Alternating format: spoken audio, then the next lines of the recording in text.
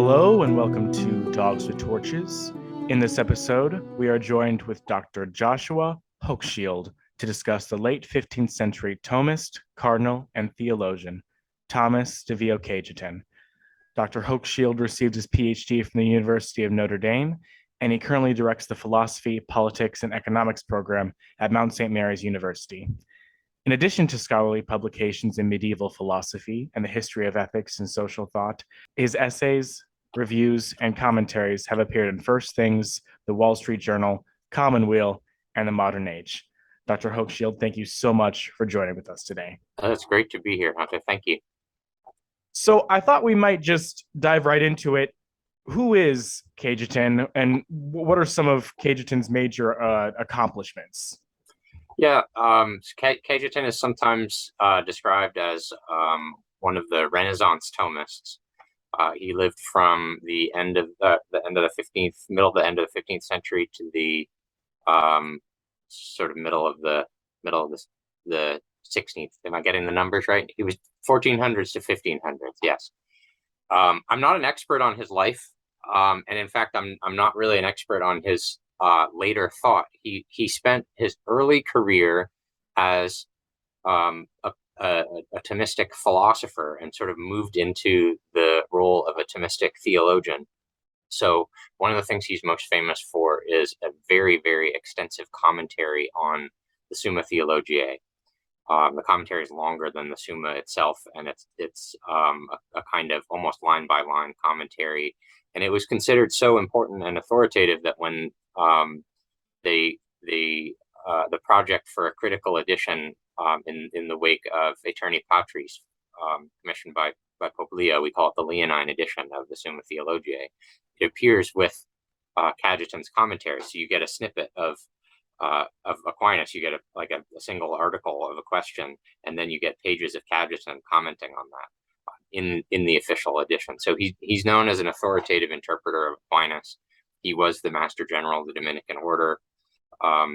He was thought to be an important enough theologian that he was tapped to go to Germany and argue with some young Augustinian upstart named Martin Luther. And again, I'm not an expert on this. I haven't studied it, but the way that the story is usually told is that while he didn't persuade Luther, he was one of the few people that Luther respected and thought was a worthy intellectual opponent. Cajetan also got engaged in biblical commentary and learning ancient languages because he saw the importance of interpreting the Word of God.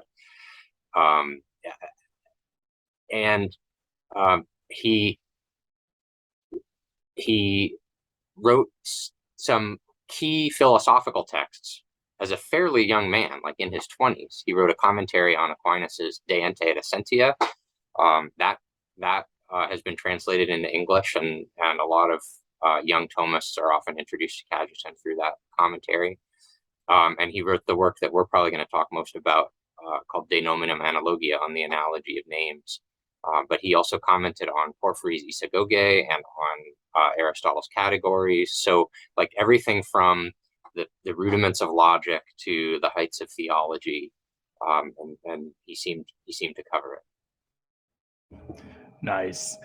And then if I can ask, how is Cajetan sort of understood in maybe a contemporary setting? Is his authority or reputation at all contested in philosophy circles today? Because as I understand it, in the wake of Aeterni Patris and the commissioning of the Leonine Summa,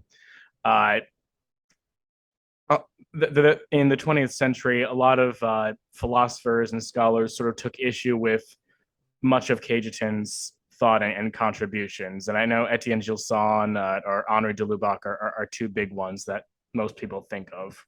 Yeah, I mean, Thomists are really good at arguing with each other. So pick a topic and there's something contested there. I mean, one of the things that happened with the Thomistic revival in the late 19th and early 20th century was a desire to go back to the texts of Aquinas. And so ironically, there was actually a kind of suspicion of some parts of, and especially the most influential parts of, a so-called Thomistic tradition. So Cajetan was thought to be so influential that a lot of people thought, well, we gotta really see if the things that he says are really there in Aquinas. We got to go back to Aquinas's texts and not just trust other people to tell us what Aquinas said. And there's something healthy in that. That's responsible historical scholarship. By now, I think actually that same kind of treatment is being turned on Cajetan himself, right? So people are saying, well, we've inherited this sort of traditional impression of who Cajetan was, but let's go back to his text and see what he was really doing and what he was about. I consider my scholarship on him, such as it is, a kind of small part of that effort, but I think that's happening in other parts of his philosophy and in theology. So you're exactly right. I mean, Gilson, for instance, has a critique of Cajetan on the interpretation of the relationship between being and essence. It's a very weird essay. It was very influential and convinced a lot of people just because of Gilson's authority. But I think if you go back and actually look at what Cajetan was writing about on being and essence, Thomas can learn a lot from it, and maybe there's more to it than what Gilson saw. So if I can then follow up, what are some common misconceptions regarding Cajetan, specifically with respect to his doctrine of analogy? Okay, so one of the things that I noticed, I came to Cajetan not because I had heard other people talking about him or because I had learned, that he had some particular influence on the Thomistic tradition. I read his treatise on the analogy of names and thought it was really interesting and insightful, and that he was doing some really interesting philosophical things. And then I started reading in the scholarship, and I was shocked at how opinionated and strong the things were that people were saying about Cajetan. And one of the things I noticed is that in the early 20th century, a lot of people just sort of deferred to Cajetan and assumed that he was giving an authoritative interpretation and systematization of Aquinas, and that basically he wrote the theory of analogy that Aquinas never got around to writing. That it's scattered in different places in Thomistic texts, but we had to wait for Cajetan to sort of pull it all together and spell out what was really in Aquinas's mind. And if you read some of the early 20th century scholars on analogy, you get that impression. And then there was kind of a reaction to that, and in many ways a healthy reaction. And people started criticizing Cajetan's approach to analogy in the middle of the 20th century, and saying, "Oh no, he got Aquinas totally wrong. He brought in all of his own particular sort of pet obsessions and wasn't really attentive to the nuances of Aquinas. That he he tried too hard to systematize something that never should have been systematized. It was meant to be kind of fragmentary and dissipated in Aquinas. It's not a comprehensive theory." And so there was a kind of reaction against Cajetan in the second half of the 20th century. And what I noticed is that both sides were basically making the same assumption, that Cajetan was attempting to systematize Aquinas, and then they were just judging, well, he either succeeded or he failed. And it had never occurred to me when I read his text for the first time that what he was trying to do is systematize Aquinas. And it just struck me, okay, well, what if this supposed diversity of opinion about Cajetan, what if they're all sharing an assumption that's just wrong, and that Cajetan was actually going about something different than what most of his interpreters have said he's doing. Right. If I remember correctly, you often hear that Cajetan's threefold division of analogy, it's based off of Aquinas's sentence commentary, but Right. there's really no basis for that or any indication that that's what Cajetan is up to, as I understand. No, I mean, he refers to the sentences commentary late in the treatise to illustrate a particular point, but he makes his threefold division independently of that. In fact, he makes his threefold division for the first time in his commentary on De Ante et Essentia. So he had found reason to talk about that threefold division in a purely philosophical work of Aquinas, had nothing to do with theology. And it is true that, like any Dominican, any Thomist, he would want to show how there were points of contact between what he was saying and what Aquinas was saying. And what we know now better more than a lot of people do who first approach Cajetan is that the kinds of things that he was concerned with, all the other Thomists of his day were concerned with, that a couple of generations of Thomists have been grappling with questions, and they had all formed opinions about the passage in the Sentences commentary. They'd also formed opinions about a very important passage in De Veritate 2:11. So, these are odd, difficult passages, and so anybody trying to make sense of analogy in the Thomistic tradition would want to uh, take some account of them. But yeah, the idea that he based his theory on this one passage has no foundation in what he actually wrote. Right. It's more like Cajetan is responding to criticisms or concerns and debates that are happening after the time of Thomas Aquinas, with maybe like Thomists in the tradition like Capriolus or Flendrensis. Would you say maybe that's what he's more so concerned with? Absolutely, absolutely. And you've done a couple of episodes with Dominic Dector that spell this out. I mean, briefly, my understanding is that after Aquinas, a number of questions were raised about the very possibility of analogy, and even if analogy is possible, how it could avoid causing errors of reasoning. Essentially, if analogy turns out to be a species of equivocation, even if it's a very special, unique kind of equivocation, how does it avoid causing the fallacy of equivocation when we use analogical terms in reasoning? This is a question that Aquinas was kind of vaguely aware of. There are a couple of passages where Aquinas acknowledges that that's an interesting question, but he actually never addresses it. And he kind of follows Aristotle in saying, well, it's possible that analogical terms can play the same role in reasoning as univocal terms. And then he just moves on. That strategy was feasible before Duns Scotus. But Scotus pressed on that problem so hard, right? He basically argued, no, you can't answer those questions. If it's not univocal, then you can't have valid reasoning. And anyway, there is no such thing as a mean between univocation and equivocation. Analogy, it's not that he thinks there's something bad or wrong about analogy. He argued that it's logically impossible, that there's that it can't exist. So most Thomists were trying to answer two questions, and this is what Cajetan's treatise, De Nominum Analogia, was trying to answer. How is it possible that there is a mean between univocation and equivocation? And the threefold distinction that threefold modes of analogy that Cajetan talks about are attempts to say, well, here's three different ways that you can have a mean, right? And how is it possible that analogical terms can mediate valid syllogistic reasoning? And the privileging of one of the modes of analogy of proportionality, is a way of answering that question. It is the most authentic or true mean between univocation. The other two actually collapse onto one side or the other of that division.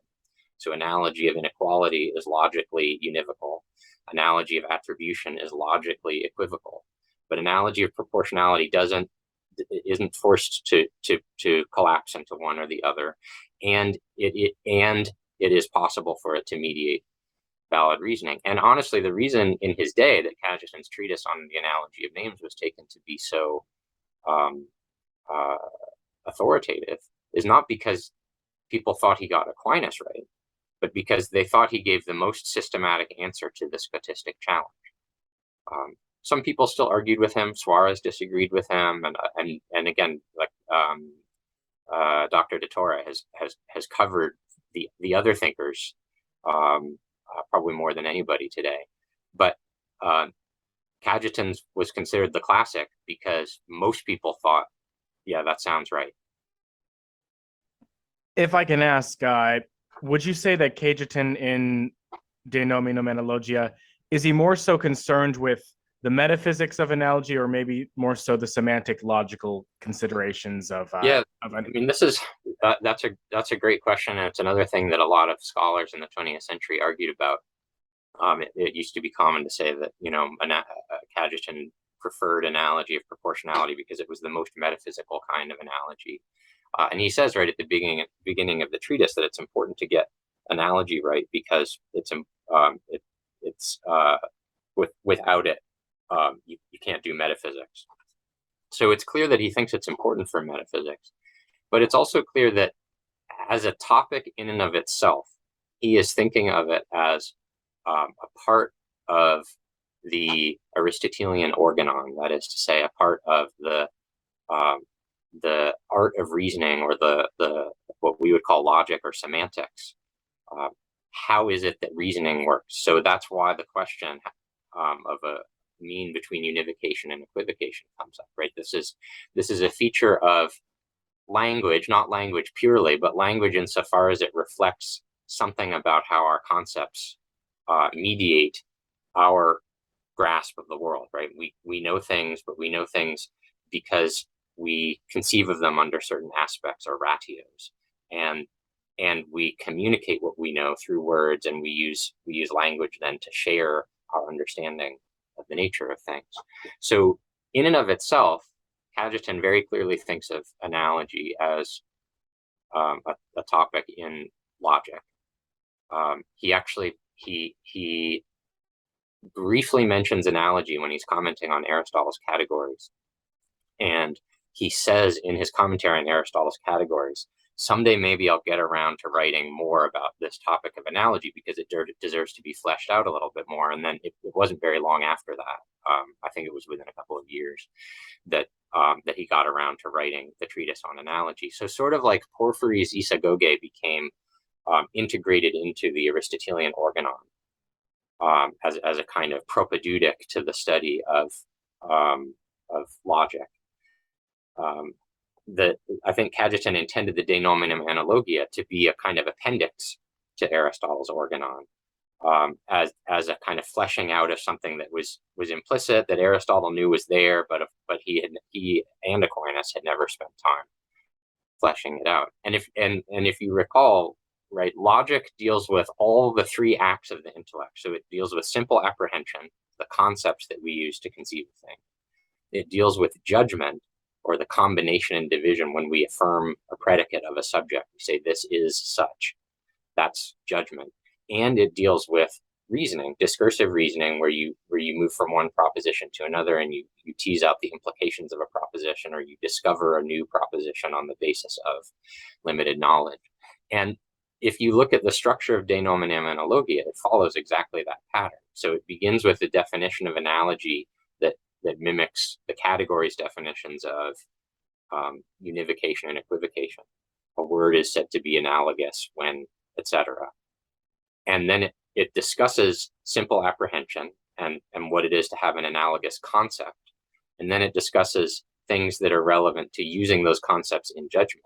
And then it gets to the third part of reasoning, which addresses Scotus's challenge about whether you can have non-fallacious analogical reasoning, by talking about syllogistic reasoning and the avoidance of fallacies in the last two chapters of the treatise. Right. And if I can maybe ask, why is Cajetan so concerned about an analogy as as a feasible doctrine in our logical reasoning? Why does it matter so much to safeguard this one doctrine? Well, I'm not sure that there's a single answer to that, actually. So at the beginning of the treatise, he mentions it's important for getting metaphysics right. We know as a theologian, he also understood it was important for being able to talk about God, right? It's a kind of commonplace to say that analogy safeguards theology from the error of agnosticism on the one hand and anthropomorphism on the other, right? We don't want to make God too much like us. We don't want to make him so other that we can't reach him. So analogy is supposed to be this sort of magical middle space where we can, I think that's true, but I also think it's a little too glib, right? But understanding analogy, as I previously described, as a kind of essential part of the Aristotelian organon, it turns out to be important to all of our reasoning. So even before we get to metaphysics, even before we get to theology, we are forming and using analogical concepts. In fact, Aristotle most often talks about analogical reasoning in his biological works, right? When we notice that, one part of a fish plays a similar role in its body to an organ in a mammal's body. And we're not saying that they're the same organ, but we're pointing out that they play analogical roles. And so then we can make inferences about like what would happen to this animal if this organ is diseased, right? That is everyday reasoning. We do that all the time, right? One of the most famous examples of like children learning language, right, is they learn to call mama mama, and then often they'll call other women mama too, because like that's the word they have. Do they think every woman is their mother? No, right? But they're using their limited language and then extending it to new applications and refining it until their vocabulary gets enriched. And we do that sometimes too. And sometimes we're happy with the kind of metaphorical usage and we stick with it. And sometimes we invent new words so that we don't cause confusion.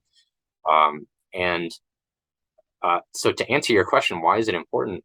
It's because the phenomenon of seeing proportional relationships in the world is so fundamental to the human experience of intelligence. It's how we understand. And that's why it's so important. So if I can then maybe shift the conversation a little bit, we talked about earlier about how Cajetan divides analogy into three sort of categories, and two of them he's not so impressed with, but one of them he is. How does Cajetan divide the types of analogy up? Sure. Yeah, we should talk through the basics. And it's not so much that he's like more or less impressed with some than others. It's that they all have a role to play in our understanding of language and how concepts work. But only one of them is going to address the challenge that Scotus pressed about whether there's a true mean. So what he calls analogy of inequality is when a word actually means the same thing each time it's used, right? But the thing that it means, and I'm speaking very roughly here, in more technical terms, the significance of the term is realized in different ways in different things, right? So you are an animal, right? And a cow is an animal, and a worm is an animal, and the definition of animal would be the same in each of those, right? If I ask, what do I mean when I say a worm is an animal, define animal there, it would be the same definition as when I predicate animal of a human being, right? I mean it's a sensitive living being, right? But that in virtue of which the worm is an animal is not exactly the same as that in virtue of which you're an animal. You're an animal because you're a human being, so you're a higher level of animal. In natural everyday sort of English, we would say you are equally animals, but you're not equal animals, right? You have more power, more functions. You're higher on the great chain of being than the cow and the worm. So that for Cajetan, he is willing to call that a form of analogy, but it's not analogy from the point of view of the logician. Right? It's analogy from the point of view of the metaphysician who recognizes the differences of actual forms of animality. Because your form of animality is a human soul and not a worm soul, and those are different things. And if you fail to recognize that, you're missing something. But it's not a logical error, right? To miss that. So he calls that an analogy of inequality, and from the logician's perspective, it's a form of univocation, and that's why it doesn't address either of the questions of a mean between univocation and equivocation, or how such a mean could mediate valid reasoning. Obviously, it does mediate valid reasoning because it's a univocal term. So that's analogy of inequality. The second category is he calls the second mode. He calls analogy of attribution, and this is what is most commonly illustrated with the example of healthy, right? We say that healthy is primarily predicated of an organism that's exhibiting a certain kind of harmony of life forces or metabolism or whatever we would say in our current discourse, right? It's a function of a living organism. But then we associate it with causes and effects and signs and principles of living organisms. So we can say that food is healthy insofar as it causes health. We can say that skin or urine are healthy insofar as they're a sign of health or they're produced by health. We can maybe talk about organs as healthy in the same in something like the way a whole organism is healthy. There's a connection, although it's not clear that those mean exactly the same thing in that case, right? But the reason that this is thought to be a useful example of analogy of attribution is that there's a clear primary sense, which is the healthy thing itself. And then there are secondary senses which would not be defined in the same way, but would be defined with reference to the other. They would to call the food healthy is to refer to it with an attribution to something else, not the food, but to the animal whose health would be fostered by the food. Right? And so that is what he calls analogy of attribution. And it is actually a form of equivocation where there are distinct meanings of words, that there's not a common definition, but the definition of one appears in the definition of the other, right? So to fully flesh out what we mean by healthy food, we make reference to the health of the animal. So the health of the animal would appear in the definition of the healthy food. But to define a healthy animal, you don't need to refer to the food. And so that he calls, from the logician's perspective, a form of equivocation. Because if you used one meaning of a term in one instance and another meaning of a term in another, you couldn't assume that you could draw connections between the two different statements that you were making, because there's two different meanings being invoked. And that leaves analogy of proportionality. Should I describe that one? Yes, please. Yeah. I mean, it might help. Cajetan talks about what Aristotle meant by analogia, which is a little different from what Aquinas meant by analogia in Latin. But the idea here is that when a term is used by analogy of proportionality, that if it's predicated of two things, right? That the idea is that the two things each have something in it that play a role within its context that is similar to, not the same as, but similar to the thing that is playing a similar role in another, right? It's hard to find an uncontroversial example here, but I find it useful to use words that have to do with sensation, right? So you can talk about a sharp knife, which would cut you, and you can talk about a sharp flavor.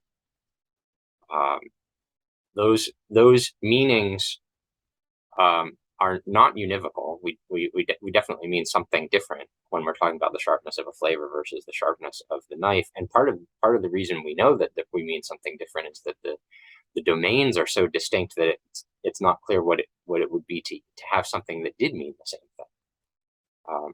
Same as when we talk about, say, a bright sound versus a bright color, right? The domains are just too different for those words to be meaning the same thing. But it's not accidental, and it's not that we're explaining one thing with reference to another. We're trying to capture something like the same effect, right? So a sharp knife can have a kind of pointed, precise effect on a physical object, and a sharp taste can sort of penetrate the tongue in a certain way. But obviously, we're not talking literally. Metaphors are good examples of proportionality. So when a poet refers to one thing by comparing it to something else, usually there's proportionality going on. And that is a case where Cajetan thinks best explains what's going on in some key metaphysical terms, like being, and in some key theological terms, like all of the attributes that we would predicate of God, that we learn from preachers. Right. But if I can ask, Cajetan understands that he divides proportionality to analogy of proper proportionality, and then like an analogy by way of metaphor. Like those two are distinct for Cajetan. Is that right? That's right. both involve the relationship of proportionality in the things, right? But in metaphor, the word is thought to really belong only properly to one of the things, and is understood to not really apply to the other thing, right? So, the Homeric metaphor, the rosy-fingered dawn, we don't really think the dawn has fingers, right? That's just a metaphor. But it's interesting, like language could have evolved in such a way that the word finger, in some language, in Greek or English or something in between, had developed a meaning that people thought, okay, yeah, the dawn has fingers, right? I mean, we talk about wine in a glass dripping down the sides having legs. Is that a metaphor? It probably started out as a metaphor, but now if you look up the term or you talk to wine specialists, like that's what they're called, their legs, right? In some languages, the supports of a table or a chair are called legs. In some languages, they're called feet. If you called the legs of your table the feet of the table, in English that would sound like a metaphor, but in another language that would just be what they're called. Okay? So the distinction between a metaphor and an analogy, since it's a distinction about linguistic usage, right? It's a distinction about the accidents of and contingencies of a particular language and how that language is used. I think bright as applied to a sound is an analogy, at least in English. But there might be circumstances or languages in which that would thought to be only a metaphor, right? That if the thought hadn't been expressed before and it was a truly novel usage of a word, it would be experienced as a metaphor first. And then sometimes, and this is what happens in language, sometimes when a metaphor is used and people see comparisons, the metaphor is thought to be so powerful that we keep using the word in the metaphorical sense, and it kind of hardens into an analogy. But other times we realize, we need to, in order to avoid confusion, we need to specify a new word to signify what this thing is, right? We called it a bright sound, but obviously brightness, properly speaking, belongs only to light. So we're going to have to develop a new language to talk about the brightness of a sound. I don't know if sound engineers use brightness as a category, right? Volume, pitch, those are brightness. I don't know if they think that that's just a metaphor or an analogy. But the relationship is the same either way. That in the things there is this proportionality. A is to B as C is to D. So before we discuss maybe how proper proportionality has sort of sufficient unity, at least for Cajetan, for valid syllogisms, maybe we could give a sort of background to, the debate regarding analogy and univocity and how all those terms play out. It really begins all the way back to Aristotle and his sort of treatment in his works. It does. I mean, just in explaining what Cajetan's treatise is about and explaining what analogy of proportionality is, it's pretty clear that we have to distinguish two different things that within the Thomist tradition are obviously intertwined, right? And one is this idea that there's this linguistic phenomenon that is a mean between equivocation and univocation, right? So call that the logical or linguistic phenomenon of associated meaning. Words can have close meanings, close enough to be maybe count the same in some circumstances, but not identical meanings. Right? And then there's this relationship which we've been calling proportionality, but it's something discerned in things, where we conceive of one thing in one object as somehow like another thing in another object. Now, obviously, these are two distinct notions. We can separate them, right? So we sometimes see similarities in things without having a common word for it, right? So there's no associated meaning going on. There could be, but there isn't yet. We just notice, hey, this phenomenon over here reminds me of this phenomenon over here. Right? So the the likeness in things, the proportional likeness, or at least non-generic likeness in things, doesn't have to involve associated meaning. And likewise, there, as we talked about with analogy of attribution, or even if we're willing to count analogy of inequality, there can be associated meaning without having discerned any proportionality in things. Right? I can see that a word has related meanings, has usages that have to be understood in relation to each other, without those usages implying that the things they're used of have a proportional relationship to each other, or have a kind of non-generic unity with them. That follows from just logical analysis of the two concepts. It also follows from linguistic analysis of how Aristotle talked about these two phenomena, because Aristotle, in all circumstances except maybe one or two, treated these as totally distinct phenomena. He talked about words having related meanings, and he was more likely to talk about that as a special case, a unique case of equivocation. And in a lot of the scholarly literature, that's actually often talked about as pros-hen equivocation. He never called that analogy. That was not an analogia for Aristotle. That was a linguistic phenomenon that he called equivocation pros-hen, equivocation to one, equivocation that implies a relationship between things.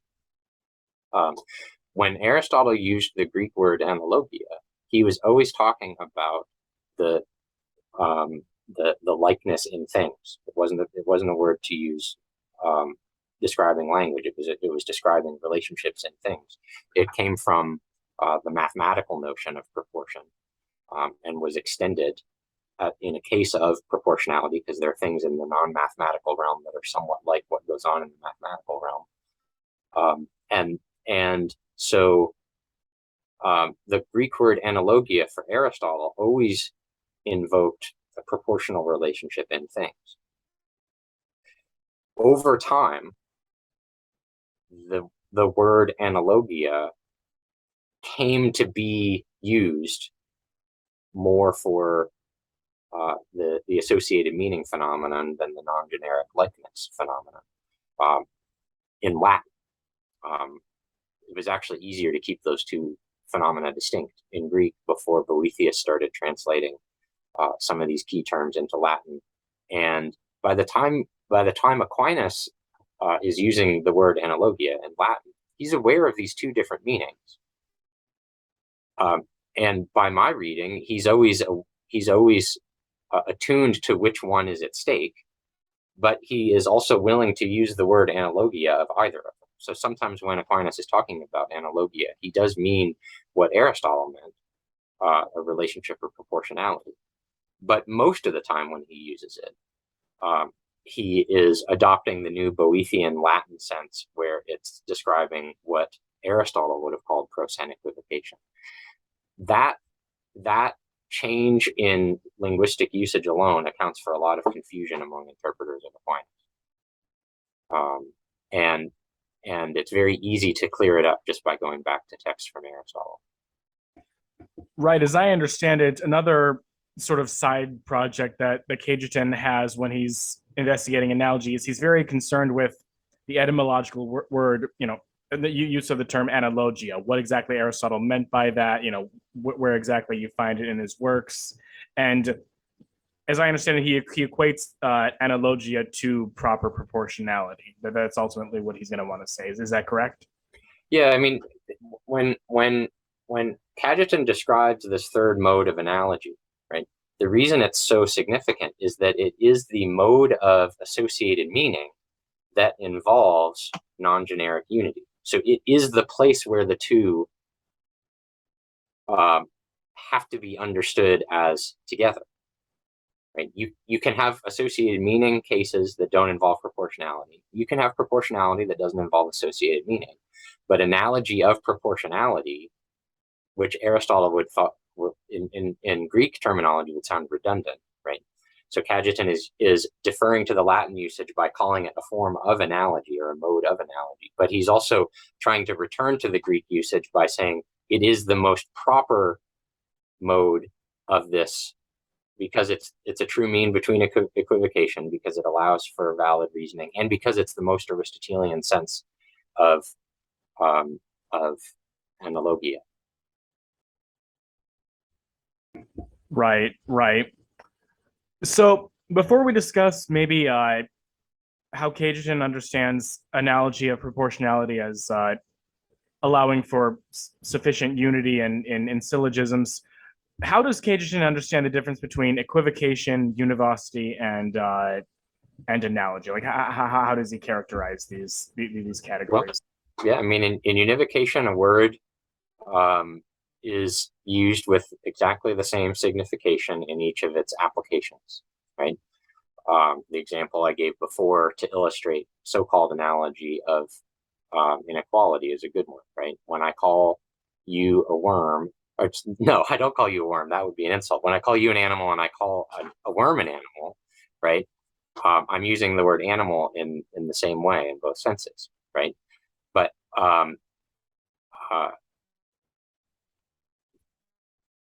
the same meaning of the word animal doesn't take away from the fact that there can be different kinds of animals that would be relevant if I was interested in more than the fact that you're a sensitive living being, right? If I care about the fact that you're a human being, then I don't call you a worm. I don't say you're merely an animal or merely a beast, right? So univocation involves a word having the same meaning in every application. Equivocation is a word having different meanings or significations in different applications, right? So if I call the fish healthy because it's a living organism, that's one thing, right? But if I call the fish healthy because it would make a nice meal for me, right? It might be dead, right? It's not a healthy fish anymore. It's not even a fish anymore because a fish is a living organism. So the dead fish carcass on my plate isn't healthy as an organism, but it is healthy as food. And it can be confusing. You don't want to use equivocal words in reasoning, because if you go to a restaurant and ask if the fish is healthy, and you're just wondering, is it going to nourish me? But the person hears it as, is it still alive? Right? You might not learn the information that you're trying to learn, right? There are restaurants actually where they'll serve you live fish. Most of us don't want to eat in that kind of a restaurant. And so it's very important, if you're trying to draw inferences from the words that you're using and the concepts that you're using, that there be some consistency. Right? This is why it's important that if, say, especially in theology, if we're going to reason about the divine nature, right? We can't comprehend the divine nature, but we can learn some true things about it on the basis of certain things that we learn about creatures, right? If we learn that virtues are perfections, we can make some inference that there must be virtues in God, although the way that they are in God must be very different from the way that they are in creatures. For instance, they must be God himself, right? So God has justice, well, kind of, but he is justice. And in you, your justice and your mercy might be distinct, but in God, they're actually the same thing. Justice is mercy in God. I mean, it starts to get a little bit weird, but not so weird that we mean something totally different when we talk about justice in God, right? Justice in God, I learn more about justice in God by learning more about the nature of justice in creatures, and then trying to remove from my experience of justice in creatures those things that make it creaturely, and to the best of my ability, trying to grasp what that would mean for justice in God. That's why in theology it's important to be able to reason using analogical terms. But again, in biology, the same is the case. Right, right. So then, if I can ask, how does Cajetan understand analogy of proportionality as providing sufficient unity so as to allow valid syllogisms? How does he think that we can use this in a reasoning? I mean, one part of this answer, I think, is a response to Scotists that Scotists have to acknowledge as at least a genuine attempt to answer their concerns. And I know Scotists who who see that Cajetan is doing that. There's another way in which a Scotus might think it just sounds like begging the question, right? But the idea is that there is a kind of similarity that cannot be reduced to generic similarity. Things can be particularly the same, right? Where you are identical with yourself, right? Things can be specifically the same. So you and I have the same human nature, right? Things can be generically the same. So you and the worm both share the nature of an animal, and I'm not insulting you by pointing that out, right? But then you and the whiteness of a piece of paper, right, which is an accident in a non-living thing, right? You're both beings in a sense, right? Being is not a genus. So when I say that you're both beings, I'm not saying that there is a generic commonality between you and some color. But I am saying that there is a real commonality. It's just a non-generic commonality. We come to understand that commonality using this apprehension of proportionality. So there is something that is to your being is to you in some way as the being of the color is to it. That could sound like, it's not very informative. It's not meant to be very informative. I'm not trying to explain non-generic likeness in terms of something else. I'm not trying to reduce it to something else. I'm not trying to explain it away. I'm trying to elicit this intuition that most people have, that there is a way for things to be similar or to have a commonality that cannot be brought under a univocal term. And that's what all genus terms, all generic terms are univocal. They mean exactly the same thing. God is a being and you are a being, and you are infinitely different. There's no way in which you're under a common genus, right? And yet we can talk about you having a commonality. In other traditions, maybe this is talked about in terms of participation or imitation. And actually, in the Neoplatonic tradition, people are willing to embrace all of that language. They'll talk about it in terms of imitation, participation. They'll talk about it in terms of proportionality. I find all of that language in Aquinas. The statue is not the same thing as the person of which it's a statue, right? It's an image of the statue. In a way, it participates in the physical shape of the person that it's representing. But then in a way, it's like a map, right?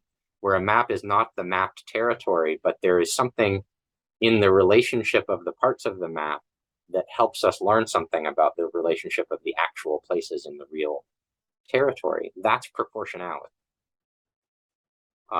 And so the answer to Scotus is, well, you've said that if a word has the same meaning, then it must be univocal. But no, as a matter of fact, there are ways in which things can be the same without being univocal. That's just a fact about the nature of reality, that there are similarities that are not generic similarities. And again, a Scotus can either just dig in and deny that, or can acknowledge, yeah, okay, I see how that's in a way possible. Right. And on the level of concepts, as I understand it, Cajetan thinks that because that in the things there is a proportionate likeness between the different analogates, one concept can be used to signify one thing in a more perfect way, but can signify the other analogate in an imperfect way. So we have a concept of creaturely being that we can use to signify God's being, but in an imperfect way, right? Yeah, I mean, one of the questions that comes up, and Cajetan was criticized for this by some of the 20th century commentators that I was talking about, right, is that he spends so much attention on trying to explain what an analogical concept is, right? And E.J. Ashworth has a great phrase, right, that a lot of these Renaissance Thomists were involved in disputes about the arithmetic of concepts. In one sense, the question of whether there's a mean between univocation and equivocation is the question of whether there can be a mean between 1 and 2, right? In univocation, you have one and the same concept. In equivocation, you have two different ones. They might be related, but there's still two of them, right? And Scotus comes along and says, yeah, you either have one concept or two. You can't have it both ways or neither way. There's nothing in between, right? In other areas, maybe you can have fractions of things, but what's a fraction of a concept? Cajetan's actually very kind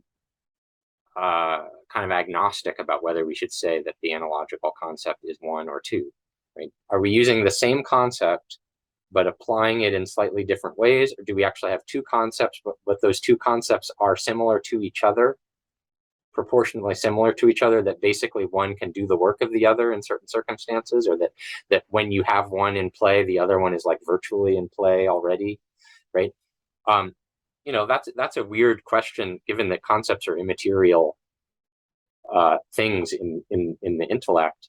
It's not clear that we have to answer that question. I think Cajetan is right about that. I mean, one of the things that I love about his treatise is that where there is a clear question that can achieve a clear answer, he will go right to it. But then when there is a question where the question itself, it's not clear that it's properly formulated, or that you need to have a single answer to it, then he doesn't force it. Am I using, is it one and the same concept in play when I say that the light is bright and the sound is bright? I don't know. I probably have two different senses because I'm definitely thinking about brightness in a different way when I'm talking about the brightness of a song versus the brightness of a landscape painting, right? But I also, at the same time, I know that they're related, and it's not clear that I could totally separate those two concepts and do with only one of them while denying the proportionality with the other. So the arithmetic of concepts is obviously a question in play, but it's not clear that Cajetan has a single univocal answer to that. Sometimes he talks about a single analogical concept, and sometimes he talks about two concepts that are proportionally similar. Functionally, they do the same thing in the mind, whether it's one or two. They are that it seems as if he thinks concepts themselves have this proportional quality to them, where can you say it's one or two? Well, no, it's kind of a mean between the two. Right. Yeah, I think that pretty much covers what I wanted to discuss with respect to the analogy side of things. Did you have any more further comments on this side of Cajetan's thought?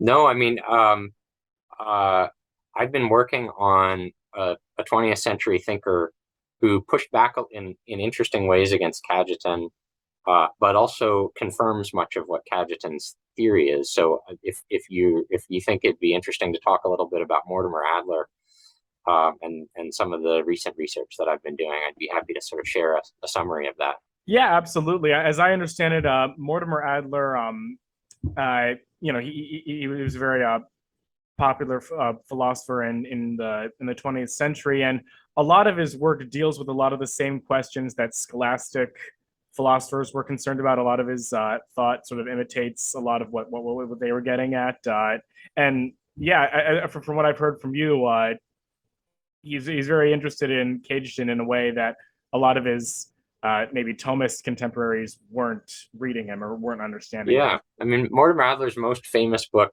it became a surprise bestseller, and I don't think it's ever been out of print. It's called How to Read a Book. But he couldn't have written that book if he hadn't studied the classical organon.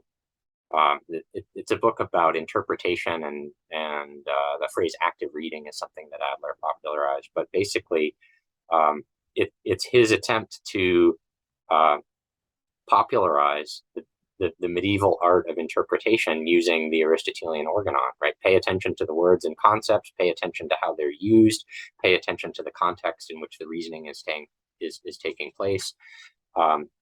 So Adler published that book in, I think, 1940. And soon after he published that book, he was provoked to write about analogy. He was going to review a short little book about analogy by a Thomist, and he found it to be glib and over-reliant on Cajetan, and ignore certain distinctions and confuse the logical and the metaphysical issues. And he started looking at other Thomistic works on analogy, and he wasn't satisfied with any of those either. So his review grew to a 350-page book manuscript about analogy, which he submitted to publishers. And while they were looking at it, he decided to revise it and ended up totally rewriting it. And he wrote an 800-page typescript manuscript about, at this point, he was calling it Aristotle on ambiguity. So he started by trying to understand Aquinas on analogy, and he went back to the text of Aristotle, and he wrote an 800-page book about how Aristotle understood ambiguity and the ways in which words can have related but distinct meanings. What I found fascinating, and the manuscript was never published. Adler talked about it a few times in his lifetime. He worked hard to try to get it published with others. He collaborated for a while with John Osterley and with John Dealey, but the book was never published. It's in the archive at the University of Chicago. But what I find fascinating is that Adler pushed back very hard against Cajetan's influence. He thought that Cajetan had sort of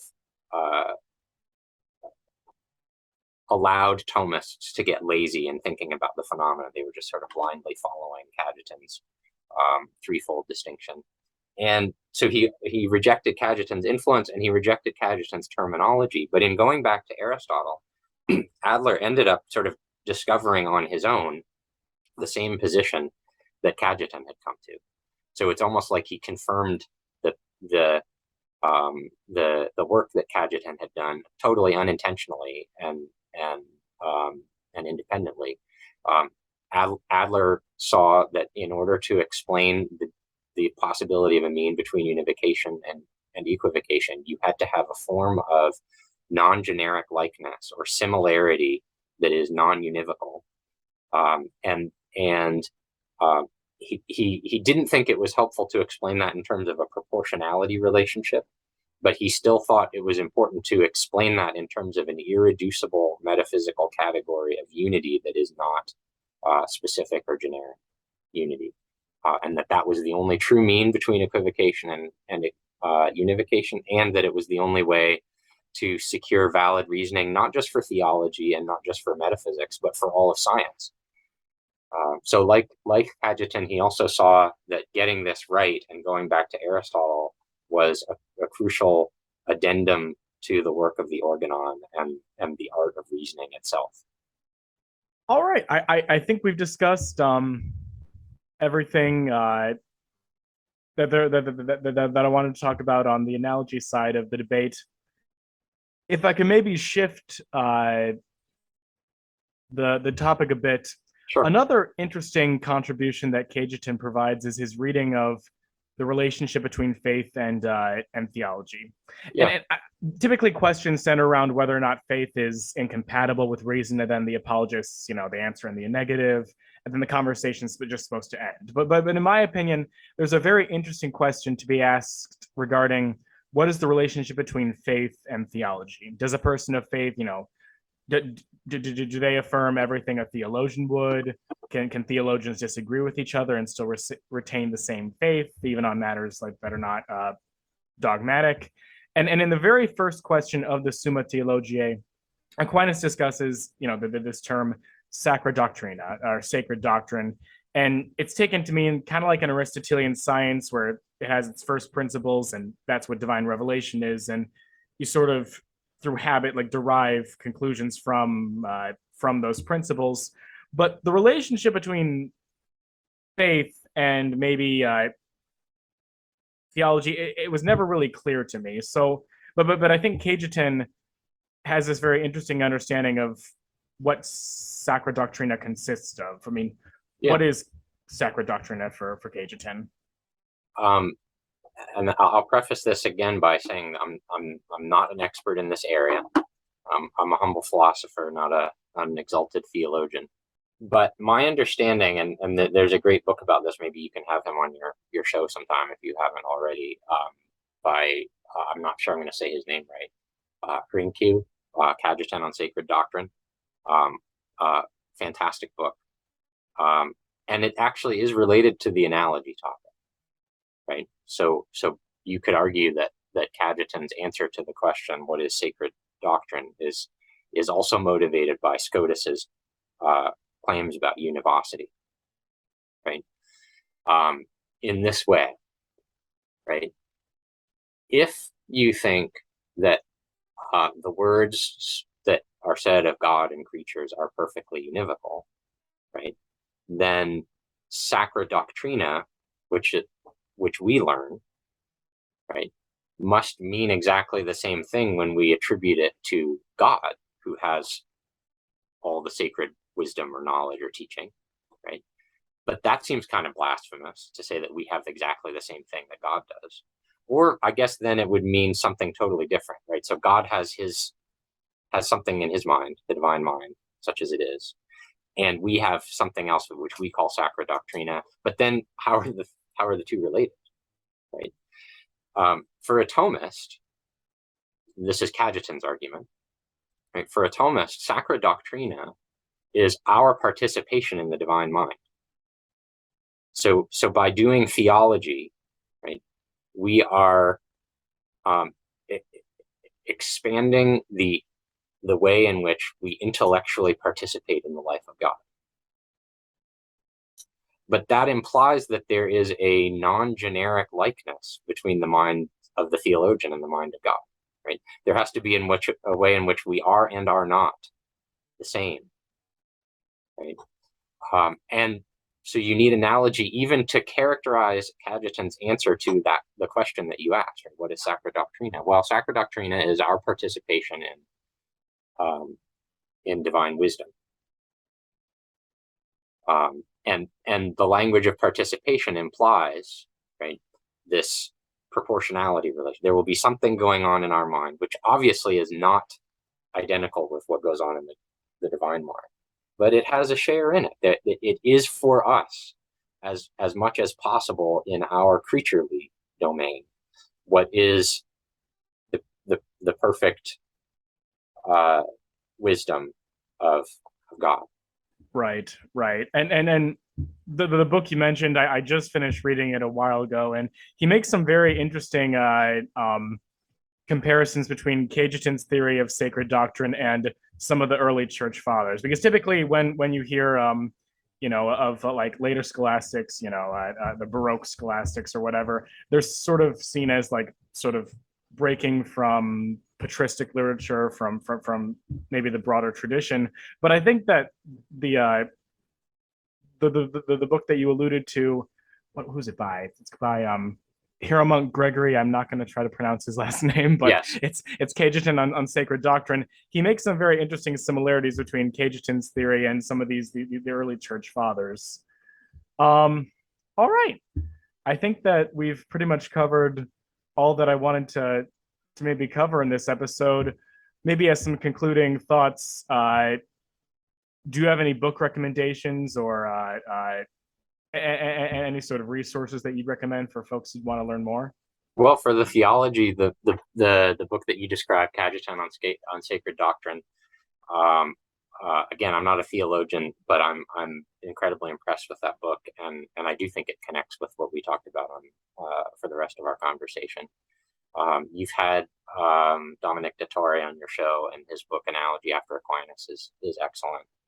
A lot of the stuff that I've been talking about is summarizing my own book on the semantics of analogy, which is an interpretation of Cajetan's De Nominum Analogia. Other things on analogy. The Stanford Encyclopedia entry, which I actually think Dominic is a second author after Jenny Ashworth now, is really outstanding. And we mentioned her scholarship. All really good for the kind of historical background of why the question was so live when Cajetan was writing, and the kind of context in which he would have assumed his readers understood these questions. I mean, this is the last thing I'll say about Cajetan, right? His book is a classic. His treatise is a classic, but often we misunderstand classics because we've lost the context in which they became classics, right? If a classic, if a book becomes a classic, it's because it speaks into a context where everybody has certain concerns at hand and they're expecting a certain kind of answer to come forth, and they'll only be satisfied by a certain way of answering it. And if a book effectively answers the question that a particular context is raising, right, then maybe people stop asking those questions. It's not really a lively concern anymore, and they start asking other questions. And so one of the things that we have to do to understand a classic is to get inside the context in which it became a classic and understand why it was considered powerful by the first generations of people who read it.